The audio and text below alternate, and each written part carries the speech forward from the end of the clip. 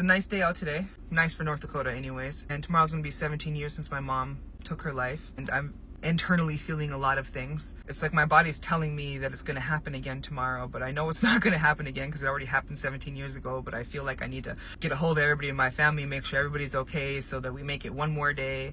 It'll be fine and we can continue about the year. I don't want to have to carry that burden all the time because it's not really my burden to carry. I am only in control of my life. What my mom did beautifully damaged me. It gave me a different level of strength because if you can make it without your mom, you can really make it through anything. I mean, come on, you're literally making it through life without love. And the one thing about suicide is everybody says that it's a pretty selfish thing. People who do that are super selfish, and that's messed up that she did that to you. My mom was a very kind, loving individual. She did nothing but help people her whole life. She very gracefully carried the pain that she had inside of her without anybody really knowing that she had all of this pain. As much as it doesn't sound like it, her taking her own life in her own mind and that mindset, she was helping us. So her last action on this earth was the biggest action of help that she could think of. We may not understand it, the world may not understand it. Her mind, that's what she was doing, and I can understand that because I've also been at a point in my life where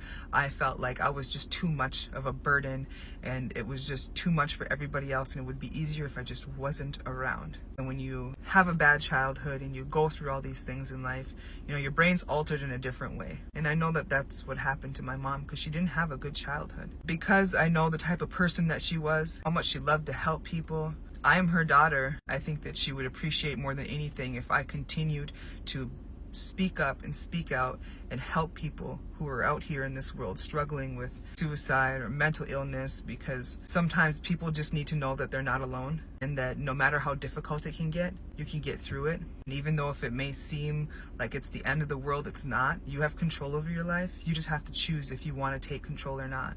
I can't bring her back. The one thing I can do is continue to help the world for her through me. Even though I wasn't able to help her, I can still help spread some light. So that is why I continue to speak up. That's why I speak out. That's why I try to spread positivity, because yeah, we know how negative the world is. We know how sad can get and how angry can get. But do you know how good it can get? Do you know that you can lose everything and rebuild your life and make a whole new life and come back from that? That's what I've done. I didn't do it with a medication, I did it from within.